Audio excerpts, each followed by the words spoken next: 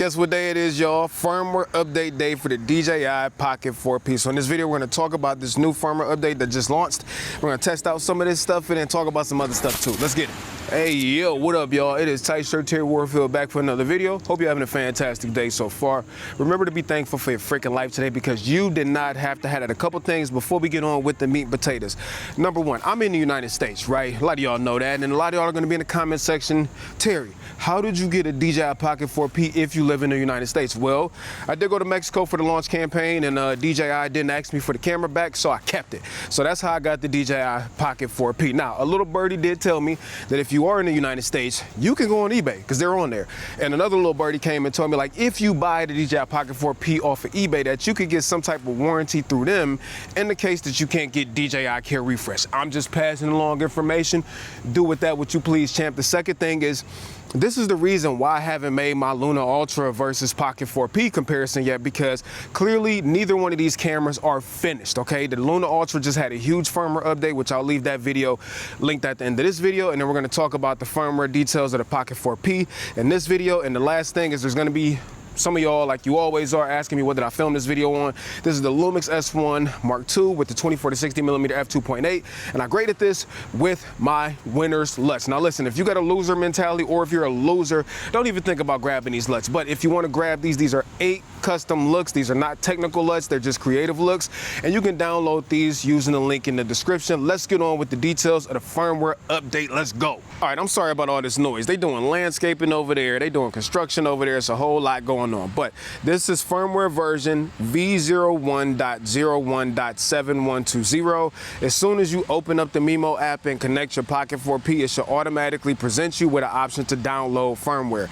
Now the firmware will only take like 3 to 4 minutes to install. It'll probably power cycle and all that stuff a couple times, but let's read through the change log. So the first thing is added camera cloud service. You can do this with Google Drive, OneDrive, or the user's own NAS. So I am going to test this out because I do have Ugreen NASs inside.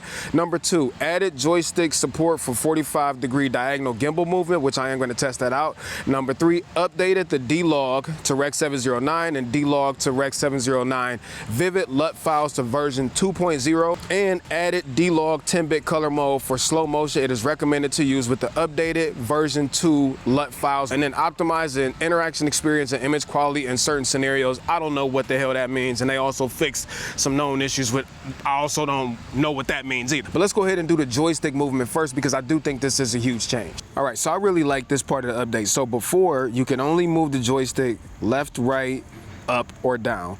Now, no matter what direction you move the joystick in, the gimbal head will follow. So now we can go diagonally. Try to do this real slow.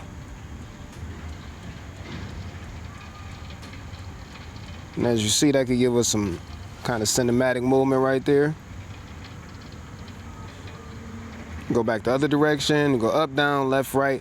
So now you get much more control over the gimbal, which is a very, very welcome change. Now this is one of my favorite parts of the update, and that's the fact that now I can film my leaves in 240 frames per second, 4K, but now I can do it with freaking D-Log, okay? Before, we just had to use the normal color profile. Now, using the 1x camera or the 3x camera, we can film up to 240 frames per second with 4K in full D-Log. Of course, you still get your image adjustments in there too, but this does not work with D-Log too. So unfortunately, we are limited to I mean, there's nothing wrong with D-Log, but now it is on par with the Luna Ultra. We don't have to pick and choose. If I want to use slow-mo, I can't get all the dynamic range and color range. Now you don't have to worry about that no more. So I'm going to say massive W for DJI putting this in there because it definitely needed.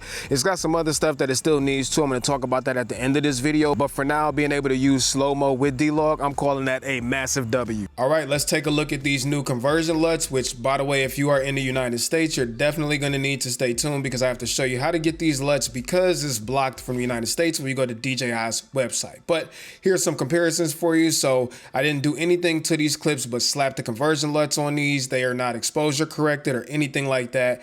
On the left you have V1, and on the left you have version 2 of the D-Log to Rec 709 conversion LUT. Now right here we have the Vivid conversion LUTs. Again, keep in mind I did not touch these clips at all. These are not exposure corrected. I didn't change the saturation, and I double checked to make sure each conversion LUT was on the correct clip. On the left hand side you see version version 1 of Vivid.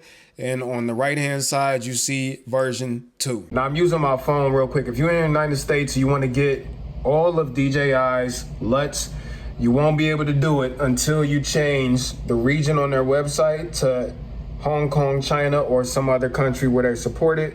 Then you go to support, you go to Pocket 4P, and then you go to transcoders, and all of the LUTs are right here. All right, the next thing they did with this firmware update is enable, what's it called? Camera cloud service. I got everything right there.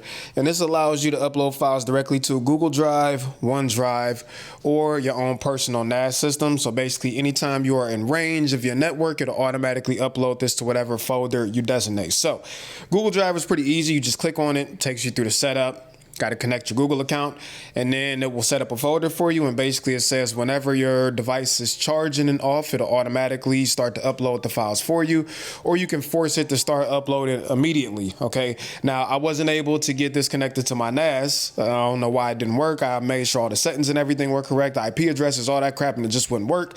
But this feature isn't hugely useful for me, so I was like, I guess it just doesn't work. But I'm sure with some more digging and troubleshooting, I could probably get it to work. The other thing that they did enable is the automatic uploading to your phone whenever it's connected. I think they added this in the last firmware update. I do think this feature is useful, although I can see it killing off your phone's battery and your Pocket 4P's battery real fast, and killing your phone's internal storage real fast. But nonetheless, you don't have to do it manually anymore. All right, so that's what we got with the Pocket 4P update. I'm gonna be honest, I still think DJI needs one major firmware update to make the Pocket 4P like that freaking device, right? The things I'm on the list are, in my opinion, reasonable. I'm not asking for things that aren't reasonable. Some of y'all be in the comment section like, the Pocket 4P needs triple base ISOs and needs built-in internal NDs and this, that, and the third. Like, bro, relax.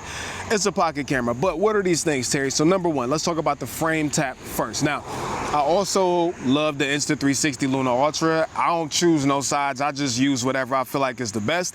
And right now, that detachable screen on a Luna Ultra is so freaking good. In comparison, the frame tap is so limited. The only thing you can do is basically adjust your gimbal position. Even if they added some functionality to it, it will make it so much better. I don't know if it's a hardware thing or a firmware thing, but DJI, please, we need more functionality with frame tap. The second thing that still bugs the living daylights out of me, okay? I love that we have D-Log 2 on this camera, and I don't expect them to add it to the 3x camera, because from what I hear, there is a hardware limitation of the sensor that's used on the 3x camera that won't allow them to use D-Log 2 on it. It's a bunch of nerdy stuff. You can do your own research, and I'm okay with that, right?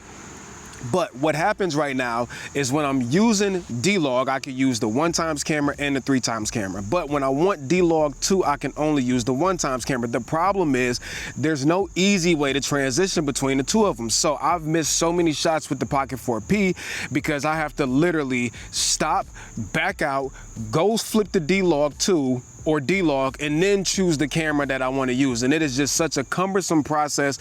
All DJI needs to do is include a freaking script in there to automatically switch it from D-Log to D-Log 2, depending on the camera lens that you choose. I don't think it should be a huge thing for them to implement it. I also would like to see them put some type of algorithm in here or code that makes up for the exposure difference when it comes to the 1x camera and the 3x camera. They have different apertures. So that means when you flip back and forth between them, obviously there's an exposure difference if you're using auto ISO. And I wish that they would put something in there to compensate that. The last thing that I'm gonna complain about, because I can go on for freaking hours about things I wanna complain about, but again, meaningful things and realistic things I think DJI should do. Is there is still in D-Log 2 no option to use auto ISO. You might not think that's a big deal, but if I want to use the Pocket 4P's main camera and I want to do like a vlog or something like that, and I don't want to be sitting there flipping through ISO every time that there's a lighting change, when I'm using D-Log, I could just put it on auto ISO. When I'm using D-Log 2, there is no option for auto ISO. I don't think this is anything like sensor based or some type of sensor limitation. I think it would be pretty simple for DJI to put that in there. But I think if DJI can implement those few things, like these are small asks in my opinion, that it will really make the Pocket 4P like my go-to device. Because right now when it comes to pocket cameras, honestly it's the Luna Ultra, because it's just so much easier to use, even though the Pocket 4P for sure has the better image. But anyways, DJI, in the next firmware update, please let us get that. Please let us get that. Anyways, let me know what y'all think about this firmware update, things that you want to see in the next firmware update. If you like this video, make sure that you hit that subscribe button and turn on the notification bell so that you get notified when new videos go up. There will be a ton more Pocket 4P, ton more Luna Ultra content coming, so make sure you are tapped in. And if you want the LUTs that I use, the winner's LUTs to color grade this video, the link is down there in the description. Remember y'all, we don't need no more hate, so don't be on people's videos hating, dropping negativity. Be nice, be kind. The world needs more of it. And until next video, piece of chicken grease. Much love, y'all. Peace.